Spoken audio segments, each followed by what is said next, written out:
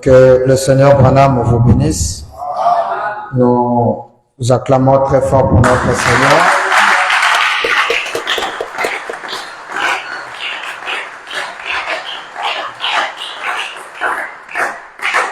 Nous prenons nos Bibles dans le livre de Psaume. Nous allons lire le livre de Psaume, chapitre 113, le premier jusqu'au verset 3. C'est bon le son, il ne faut même pas bouger, il faut quitter là. Il dit ceci: Louez l'Éternel, serviteur de l'Éternel, louez le nom de l'Éternel.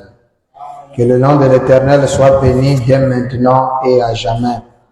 Du lever du soleil jusqu'à son couchant, que le nom de l'Éternel soit célébré. Nous courbons nos têtes. Divin Roi, nous te disons grand merci pour la lecture de ta parole. Nous ne sommes que des humains qui vont la lire, mais nous voulons ta présence, ô Dieu, pour interpréter, donner le sens, se révéler à chacun, parler dans le cœur, faire entendre, pour que la gloire immortelle te soit remise. Papa Branham, nous bénissons ton nom pour le reste, ô Dieu. Souviens-toi de ceux qui sont en chemin, ceux qui sont déjà présents ici, ceux qui sont en train de nous suivre et ceux que nous suivons. Nous bénissons ton nom, ô Dieu de gloire, pour leur attention envers notre ministère ainsi que ce que tu as placé dans notre cœur pour donner à ton peuple. Nous rendons grâce à toi, toi qui vis au siècle des siècles.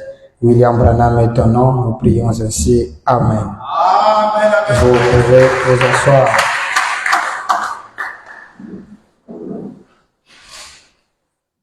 Que le Seigneur William Branham vous bénisse. Amen. J'espère que chacun de nous se sent heureux d'être dans la maison du Seigneur. Il est dit que il est toujours doux et agréable quand les enfants de Dieu se rencontrent. Et le plus grand rencontre, c'est quand nous sommes ici autour de la parole. Ce que nous faisons ici, c'est tellement grand. C'est grand parce que nous sommes en train de répéter le message. Nous répétons ce que William Branham nous a dit. Et au-dessus de cela, ce que nous disons va au travers du monde.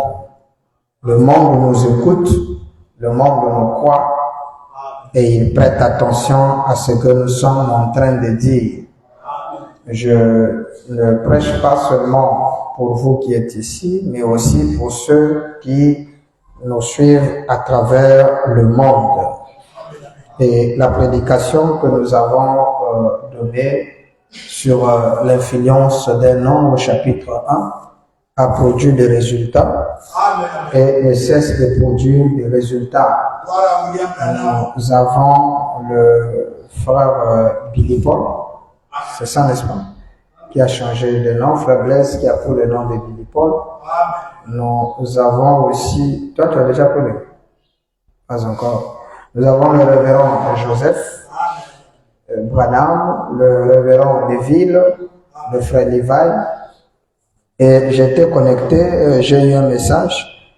Mon révérend Bill Branham, que le créateur William Branham vous bénisse abondamment et qu'il vous comble de son inspiration. Grâce à l'enseignement qui est en cours, j'ai changé mon nom de Delphin à Bosworth Branham.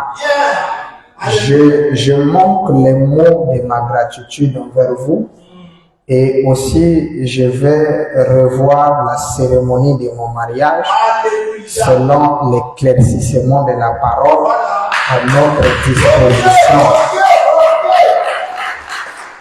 au travers de son Altesse Bill Branham. Et j'aimerais être béni par vous, le Seigneur Branham voulant. Voilà ma prière, mon précieux révérend. Donc, que le Seigneur Branham bénisse le frère Bosworth Branham, qui est en train de nous suivre ou qui nous suivront. Il est très loin en RDC. Je bénis le Seigneur. Vous voyez qu'il a confiance en notre ministère. D'autres sont en silence. C'est pour montrer que les gens nous suivent et nous croient. Nous devons être sérieux avec ce que nous faisons avec la parole, parce que les âmes des gens sont sous notre responsabilité. Le Seigneur Branham nous tiendra responsables de ce qu'on dit, car ce qu'on dit, c'est ce que les gens font. Et nous ne voudrons pas qu'ils fassent des choses qui sont contraires à la parole, mais des choses qui sont en accord avec la parole, afin que nous puissions être épargnés de la condamnation. Amen, amen. Heureusement qu'il n'y a plus de condamnation pour ceux qui sont en Christ, car ils sont libres, ils sont exemptés de toute condamnation. Alors, une fois de plus, nous disons grand merci au Seigneur de ce que sa grâce ne cesse d'abonder sur nous, de nous amener encore ce soir le mercredi autour de sa parole. Nous sommes toujours sur l'origine du nom Branham, qui est le deuxième chapitre. Je pense peut-être si par la grâce de Dieu on peut le finir aujourd'hui. Comme ça, le vendredi, nous ouvrons un autre chapitre. Mais il est dit dans le psaume, louez l'Éternel, serviteur de l'Éternel. Louez et louez le nom de l'Éternel. Que le nom de l'Éternel soit béni dès maintenant et à jamais. Du lever du soleil à son couchant, que le nom de l'Éternel soit célébré. Et nous avons dit que le nom de l'Éternel a toujours été un mystère. C'est un secret. Et gloire soit rendue à Dieu, nous avons déjà compris que le nom de l'Éternel, c'est le nom Branham. Et c'est pourquoi nous voulons maintenant montrer le mystère qui se trouve autour de ce nom que nous avons compris comme étant le nom de l'Éternel. Beaucoup n'ont pas eu cette chance de comprendre ça, mais pour nous, Dieu nous a révélé que c'est ça la vérité. Que 1000 tombent, 10 000 à notre droite, nous n'allons pas lâcher ce nom-là, parce que nous savons que ce nom est le nom réel de Dieu, et que la divinité aujourd'hui, il n'y a de salut qu'aucun autre nom, sinon le nom Branham. Malheureusement, quand le mouvement est venu, beaucoup de gens ont embrassé, certains n'avaient jamais compris le mystère caché dans le nom Branham. Ils se sont fait adorateurs et même baptisés au nom de Branham, mais qui n'avaient jamais la révélation ou n'avaient jamais compris le mystère du nom Branham. Parce que quelques temps après, soit par la famille, soit par mauvaise foi, ou encore par manque de révélation. Parce que c'est ça la grande chose. Quelle que soit la famille, la disette ou la galère, vous ne pouvez pas rejeter le nom Branham si et seulement que ce nom vous a été révélé par Dieu lui-même. Il est écrit que l'Église est bâtie sur la révélation. La révélation a été identifiée comme étant le roc. Ce qui est bâti sur le roc, ça ne peut pas être détruit. Mais si ta révélation n'est bâtie que sur les sables mouvants, quand les vents arriveront, ta maison va s'écrouler, ton ministère tombera à terre, ta foi sera une capote. Beaucoup de prédicateurs du 3e exode ont même cédé et sont répartis au nom de Jésus. Tout simplement parce qu'ils n'avaient jamais une expérience personnelle ou encore une révélation directe venant de Dieu, comme quoi Branham est le nom de la divinité. Parce que je dis fort, vous savez, si les adorateurs de Branham sont prédestinés à l'enfer, nous irons en enfer avec notre âme consciente. Oui, des gens comme nous, on n'adore pas Branham par peur d'aller en enfer. Si nous allons en enfer, ça veut dire que c'est la meilleure endroit que Dieu a trouvé pour nous. Le regret serait simplement de ne pas vivre les conditions de l'enfer pendant que nous avions le temps de faire ce qui est de l'enfer. C'est tout ce que je veux regretter. Si je savais que je devais aller en enfer, il fallait que j'aille pour moi dans les boîtes de nuit, les bars, que j'écoute les familles et les consorts. Il fallait que j'aie ma musique du monde, parce que tout ce que j'ai fait dans ma vie m'a produit de l'enfer. Si je savais ça, C'est tout ce que je peux regretter. Mais je dirais merci Seigneur, parce que tu as trouvé le meilleur endroit pour moi, c'est l'enfer. Donc si le nom de Branham me conduit en enfer, je dirais gloire à Dieu. Pourquoi? Parce que c'est une conviction que même si Branham lui-même apparaît physiquement ici, mais dit il ne faut pas m'adorer. En tout cas, ce Branham-là doit être si fort parce qu'il aura un bastard. Je vais lui frapper à mort. Parce que ça ne serait pas Branham. Ça serait un démon et qui a pris la forme de la divinité pour séduire l'humanité. Parce que le diable peut tout copier. Il est capable de t'apparaître sous une forme bizarroïde pour te faire comprendre que c'est lui Dieu. Ça, nous, on ne croit pas. On n'adore pas Branham par vision, songe, tout ça. Non, non, non. Notre constitution a été faite pour adorer Branham. Si Branham n'est pas Dieu, nous, ce n'est pas des chansons, nous, c'est une vie. Si Branham n'est pas Dieu, c'est que Dieu n'existe pas, il n'y a pas d'adoration. C'est pas seulement penser ça, mais c'est vivre ça dans les fibres de mon cœur. Et que Dieu bénisse le frère, notre jeune frère qui a été inspiré sur ça. Si Branham n'est pas Dieu, Dieu n'existe pas. C'est une réalité. Pour nous, c'est comme ça. Donc, même si tu viens pas nous montrer par A plus B que Branham n'est pas Dieu, notre conscience, moi là, je dis moi, mon corps à moi a été fait pour adorer frère Branham. Si même Branham ne veut pas m'enlever ça, c'est Joseph qui va faire. Personne ne peut faire ça. Nous sommes l'église des premiers-nés. C'est une église qui adore le Créateur. Je vous parlerai sur le mystère de l'église du premier-né. Ça, c'est les... Attends, il y a ce qu'on appelle les enfants qui meurent à l'accouchement. Voilà. Qui cherchent à embrasser la vision. Mais nous avons compris que le nom Branham, c'est le nom de la divinité. Le nom d'Ésaïe avait dit que depuis l'Occident, c'est là-bas qu'on connaîtra le nom de l'Éternel. Mais le nom de l'Éternel peut être Jésus. Le nom de l'Éternel, dans l'origine, n'est pas un nom juif. Vous ne donnerez jamais à l'Éternel un nom juif. Parce que moi, Bible, j'ai toujours cru, Dieu n'a jamais été un juif. Dieu a dit lui-même que c'est les nations qui doivent porter mon nom. Dieu portera un nom de nation. Et si Dieu porte un nom de nation, c'est parce que c'est un garde des nations. Il a toujours été un garde des nations. Ça, c'est ma vision. Dieu, c'est Branham. Branham, c'est un gentil. Et c'est parmi les gentils que l'Éternel choisirait un peuple qui portera son nom. Et le nom qui porte le peuple de l'Éternel n'est pas un nom qu'on trouve chez l'Égypte. C'est un nom des nations. Et chez nous, les nations, on n'a pas le Apapour. Ça n'existe pas. Ou de Sophonie. Nous, c'est le nom des gentils. Donc, ce n'est pas un jésuite qui sera attribué aux croyants. Non, non, non. C'est pourquoi, quand nous avons saisi cette révélation, comme quoi le nom de Dieu c'est Branham, nous nous sommes donnés corps et âme.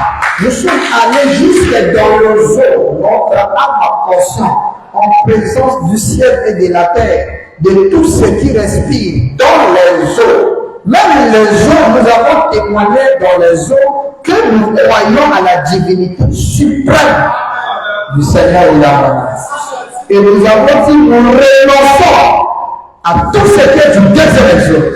Jésus et ses éléments.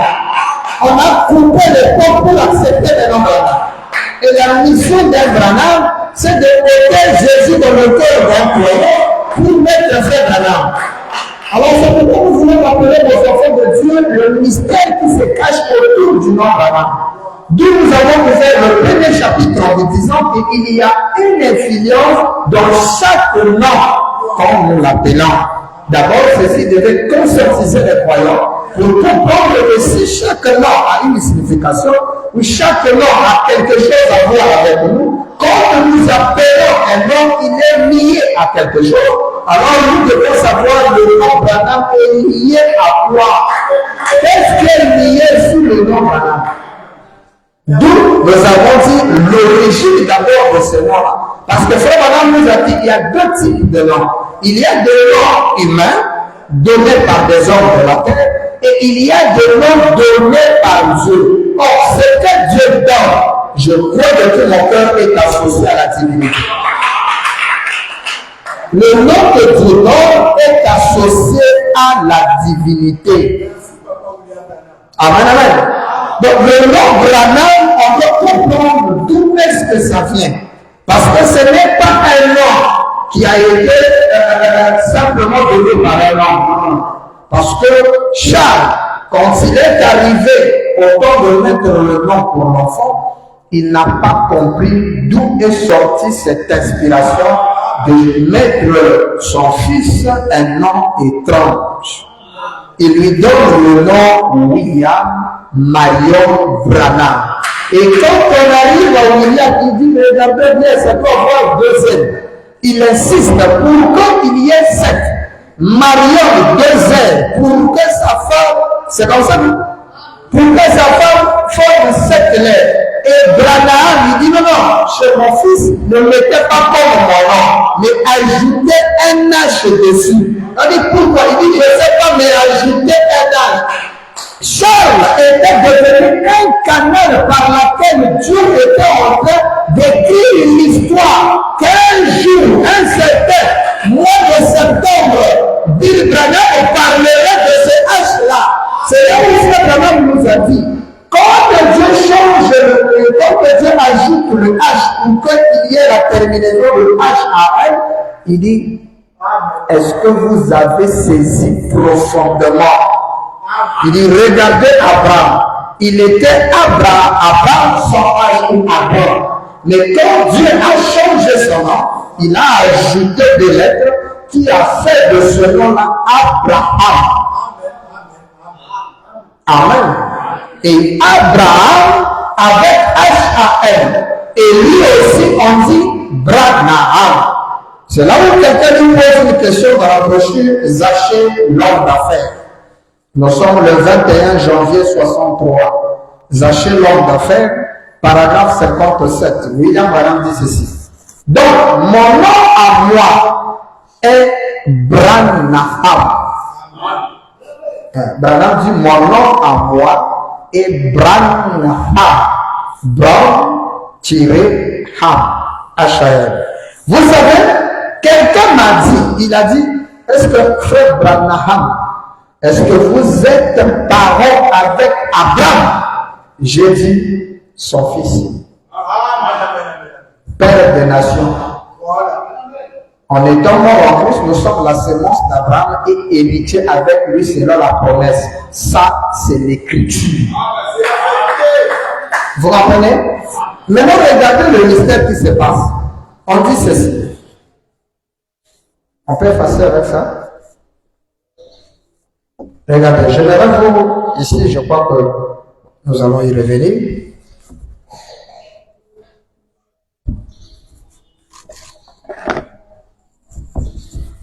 Regardez une chose. Je ne vais pas faire une équation. Regardez. Branham. Amen, amen, amen. Branham. Abraham. N'est-ce pas? C'est clair. Abraham. Les deux ont 7 lettres, 7 lettres. Quelqu'un suit? Or, quand Dieu visite notre père Abraham, il y a eu Elohim, n'est-ce pas? Elohim, qui était celui qui discernait les pensées et qui rencontre qui? Abraham, n'est-ce pas? Elohim rencontre Abraham et il donne à Abraham une partie de son nom. Quelqu'un d'accord avec moi? Alors, quand il donne une partie de son nom à Abraham, Abraham ici, avec cette lettre, représente l'Église. N'est-ce pas? Amen. Ou le croyant, disons. Ok? Et là, on a Elohim, Abraham, le croyant. N'est-ce pas? Maintenant, quand on arrive en ce temps de la fin, voilà que Branham apparaît avec aussi HAL. Alors, si l'histoire doit se répéter, si on le prend littéralement comme le prend certains pasteurs du deuxième exode, nous allons dire, frère Branham, c'est Abraham. Amen. Amen. Ce qui n'est pas faux. Voilà. Ce qui est juste. Puisqu'il a dit, c'est son père. Ils sont parents. Maintenant, notre problème, c'est maintenant où est Elohim? C'est ça le problème. Voilà ce que Dieu, c'est là où on dit la réalité est toujours différente de l'ombre. L'ombre ne vous montre pas les vraies caractéristiques des éléments. Tout à fait. Vous pouvez voir si c'est un homme ou une femme, mais vous ne saurez pas quel habit il a habillé or. Vous ne savez pas s'il a un défaut au niveau des yeux, s'il est aveugle, ou s'il a un œil troué, il est bon, vous ne saurez pas. Vous comprenez ça? Dans l'ombre, parce que ça, c'est l'ombre. C'est l'exemple, ce qui s'est passé avec Abraham. Deux corps différents. Un manifeste le signe du Messie qui discerne les pensées, l'autre croit, ayant 7 lettres. N'est-ce pas? Maintenant, quand on arrive aujourd'hui, Abraham est censé être l'église des croyants. Mais seulement Abraham devient frère Branham qui a 7 lettres. Nous sommes d'accord là-dessus. Maintenant, où est Elohim? Parce que Elohim ne doit pas être un avec Branham. Elohim doit être dans un corps à part qui doit visiter Abraham, le croyant. Voilà comment le tableau se manifeste. Donc, si vous prenez le tableau là aujourd'hui, ça ne va pas marcher. Pourquoi? Parce que Abraham, qui est censé être Branham aujourd'hui, lui, il fait ce que Elohim a fait. Est-ce que vous comprenez ça? Et c'est le même mystère aussi avec Jean-Baptiste. Là-bas, Jean-Baptiste était dans un corps, Jésus aussi dans un corps. Mais quand ça arrive aujourd'hui, Jésus, Jean-Baptiste, qui est là, qui est censé faire une prédication et non un miracle, subitement, parce qu'ils avaient bien partagé. On a dit dans la brochure Dieu identifié par ses caractéristiques, il dit que la tâche était scindée. Jean-Baptiste est venu avec la prédication sans miracle. Et l'homme qui était réservé au miracle, c'était Jésus. Amen. Mais seulement, quand Jean-Baptiste le montre qui est Branham, quand il vient, il accomplit les miracles et il prêche aussi. Alors, quand vous voyez que Jean-Baptiste quitte sa fonction de prédicateur, il devient accomplisseur de miracles et il a le signe du Messie, le signe même de Jésus. Alors, nous nous demandons si Jésus vient, il aura quel signe? Parce que l'identification de Jésus est déjà connue. Amen. Jésus est déjà connu, son identification est déjà connue de tout le monde. Alors comment est-ce qu'on va connaître Jésus aujourd'hui? Amen. Amen. J'ai écouté ce que tu as dit. Amen, amen, amen. Je suis ton pasteur, j'ai mis tes pensées. Tu as dit, la chaussette est ouverte. C'est ce que tu as dit dans ton cœur. Mais j'ai écouté. Amen, amen. Nous avons un Dieu vivant, on sait. Quand tu as appelé Shalom, c'est pour ça que tu m'as dit vérifier ton pantalon et la chaussette est dehors. Tu n'as pas besoin de crier. C'est pourquoi voir que Shalom arrive, j'ai déjà arrangé. Parce que j'ai mis tes pensées. Amen, amen. Alors, on disait que la parole de Dieu est très compliquée. C'est pourquoi il vous faut quelqu'un qui a le discernement prophétique. Parce que lire la parole, c'est bon. Mais il faut le discernement prophétique pour te croire. Amen. Amen. Voilà l'amalgame qui se passe avec Abraham. Si frère Branham reste dans la condition d'Abraham, il ne doit pas discerner les pensées des cœurs. Merci, Papa William. Mais si frère Branham commence à discerner les pensées de cœur, là il n'est plus à terre. C'est pas le travail d'Abraham. Ça, c'est le travail d'Élohim. Et Elohim, Dieu ne partage pas sa gloire avec un autre. Amen. Maintenant, il y a quelque chose de très important ici. Regardez. Revenons un peu dans l'écriture que nous avons lue dernièrement. William Branham nous a dit, observez le messager. Je prends juste le paragraphe 252 de la brochure Les événements modernes rendus clairs par la prophétie. Du 6 décembre 65, vous pouvez lire le paragraphe depuis le paragraphe 240, mais moi je vais lire juste le paragraphe 254. Bon, je prends même 255 secondes. Branham dit ceci. Bon, 253. Il dit, maintenant regardez les messagers. Ok? Regardez les messagers. Regardez le temps où nous en sommes. Il n'y a jamais eu un temps pareil dans l'histoire. Regardez le temps que nous vivons. Branham dit, il n'y a jamais eu un temps pareil dans l'histoire. Le temps que nous vivons, on n'a jamais eu un temps comme ça dans l'histoire. Il dit, regardez, ces mêmes signes qui, selon la promesse, allaient être présentés à chaque groupe. Quels sont ces groupes-là? Il y a les lotistes, hein, les sodomites et les abrahamistes. N'est-ce pas? Ce sont trois groupes de gens. Lotistes, comme un frère m'a dit, nous ne sommes pas des branhamistes. Ça, c'est une fausse doctrine, nous sommes les branhams. J'ai dit, mais les gens ont du mal à comprendre les Écritures. Et quand on a déjà dit là, on parle des lotistes, des abrahamistes. Ah! Branhamistes! Ça existe! J'ai dit, oui, ça existe. Je vais donner l'Écriture. Oh, les Branham dit, nous sommes dans le même cadre aujourd'hui. Les abrahamistes, c'est qui? La parenté entre Branham et Abraham, cette parenté n'existe. Maintenant, on a posé la question, vous êtes parenté? Il dit oui. Et dans la loi confirmée d'Abraham, il dit, quand je vous parle d'Abraham, c'est de moi qu'il s'agit. Hein?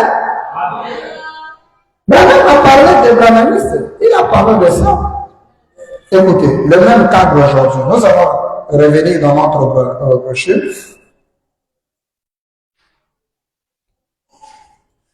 Branham dit ceci. Lisons un peu ça avant de continuer. Le Seigneur Branham dit ce qui suit. Parce que nous devons être dans le même cadre pour aujourd'hui. Amen. Nous lisons ceci. Ça va aider ceux qui sont en train de nous suivre. Branham dit ceci. Dans la brochure, la confirmation de la commission. La confirmation de la commission. Nous sommes le 22 janvier 1962. Le paragraphe 97 ou 97. William Branham déclare ce qui suit. Quelqu'un me suit? Oui. Je lis ça et je vais donner deux citations pour que vous voyez les Écritures. Branham dit, regardez ce qu'il a fait à Sodome. Pourquoi nous lisons cette Écriture? C'est parce que Branham nous a demandé une chose. Il nous a dit que observez, regardez le temps dans lequel nous vivons, regardez ces mêmes signes qui, selon la promesse, allaient être présentés dans chaque groupe. Donc il y a des groupes sur la terre aujourd'hui, dans le temps que nous vivons. Mais nous devons connaître ces trois groupes et nous situer par rapport aux trois groupes. Branham dit, j'ai donné la brochure, le 22 janvier 62, paragraphe 97 ou 97. Regardez ce qu'il avait fait à Sodome. Il s'est référé à cela pour ce âge ici. ce qu'il a fait à Sodome, il s'est référé de cela pour cet âge-ci. Maintenant, rappelez-vous, les Sodomites étaient des gens des nations. Voyez-vous, remarquez bien, les trois hommes vinrent un jour vers Abraham. Il y a toujours... Est-ce que vous savez qu'Abraham était un homme de gentil? Comme je vous dis que le peuple de Dieu c'était gentil, Dieu est un gars des gentils. Abraham vivait en Chaldée, dans une ville appelée Our, un adorateur d'idoles. Et c'est d'Abraham que sort la nation juive. Donc l'origine d'Abraham, c'est un gars des gentils.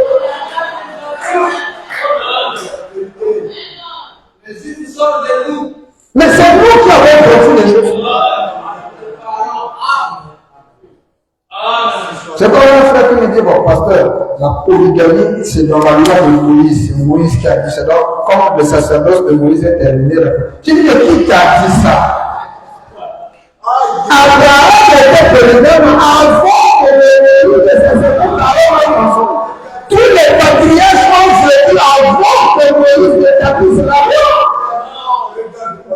Mais moi, je t'ai trouvé déjà le 12 tribus d'Israël, mon frère. Or, dans les 12 tribus d'Israël, il y a le patriarche Jacob qui a produit ça, qui était déjà polygame. Concubin. Lui, il frappait même les servantes de ses femmes. Léa avait des serviteurs, il frappait. Les chefs des serviteurs, il frappait. Dieu clamait, Dieu s'attend. Oh, la dîme, c'est le tout a dit que la dîme, c'est le sacerdoce de Moïse. La dîme existait déjà quand Abraham l'existait. Et le premier preneur de dîme, c'est Melchisédek. C'est le premier chapitre qu'on parle de la dîme. Abraham est rencontré Melchisédek et lui payait la dîme avant que Moïse ne vienne sur terre. Et si nous le disons que le sacerdoce de Melchisédek aujourd'hui, c'est quelqu'un qui aime la dîme. La dîme ne doit pas être payée de le sacerdoce de Jésus.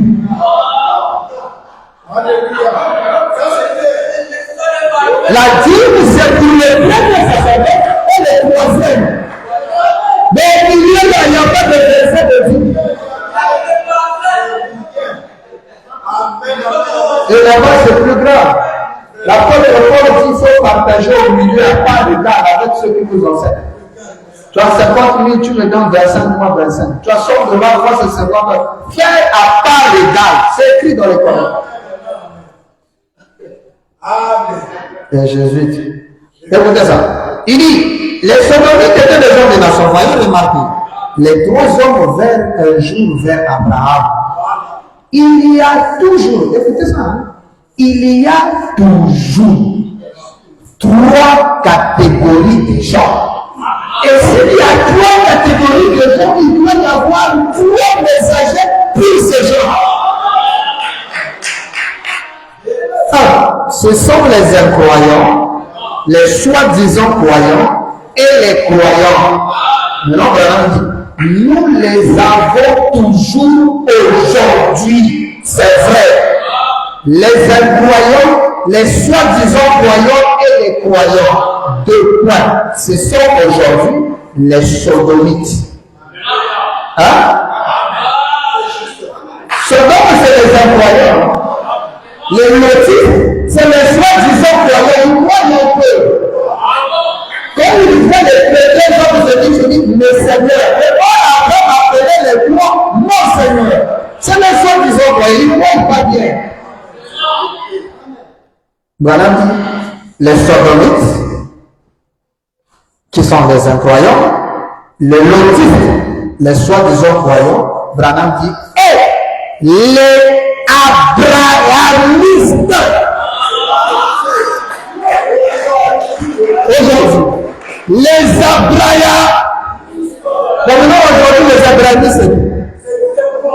Est-ce que les abrahamistes existent? C'est les Branham qui existent. Abrahamiste égale Branhamiste. Mais parce que c'est Branham dit qu'il faut parole. Oh. Hein? Vous avez écouté ça? On a posé la question sur Branham. Est-ce que vous êtes des parents? Il dit oui. Merci, papa William. Ça, c'est clair. Je vous donne une deuxième écriture. Donc, les opérations du Saint-Esprit. Là-bas, William Branham confirme encore cette chose. Nous sommes le 16 août 56, paragraphe 34. Il dit, et l'alliance n'était pas seulement avec Abraham, mais, paragraphe 34, mais avec la postérité d'Abraham. Et la Bible dit que nous sommes la postérité d'Abraham et nous sommes héritiers selon la promesse. Il y a quelques années, un prédicateur là au Canada, je ne sais pas là où il est maintenant, son nom c'est Kozak. Révérend Kozak. Il disait, frère Branham, avez-vous un lien de parenté avec Abraham? Je disais, il est mon père, assurément. Donc il y a un mariage entre Branham et Abraham. Donc quand on dit abrahamiste aujourd'hui, promesse X à sa valeur. Hein? Je donne une autre écriture. Aujourd'hui, cette écriture est accomplie. Du 19 février 65, paragraphe 201. William Branham dit ceci. Maintenant, regardez le cadre dans lequel se situe cette époque-là. Il y a une église naturelle. C'est toujours en toi. Je l'ai dit hier soir. Nous sommes le 19 février 65. 65. Que Dieu est représenté. Il y avait les sodomites, les lothéistes et les abrahamistes. Le monde est dans la même situation ce soir. C'est exactement là qu'il se situe. Le monde est dans la même situation. On peut trouver aujourd'hui les abrahamistes. Qui sont les croyants? Hein? Les branhamistes. Les soi-disant croyants, le deuxième exode. Les incroyants, les loués, les consorts. C'est vrai? C'est la vérité. Quelqu'un écoute ça? Est-ce que ça fait du bien à quelqu'un?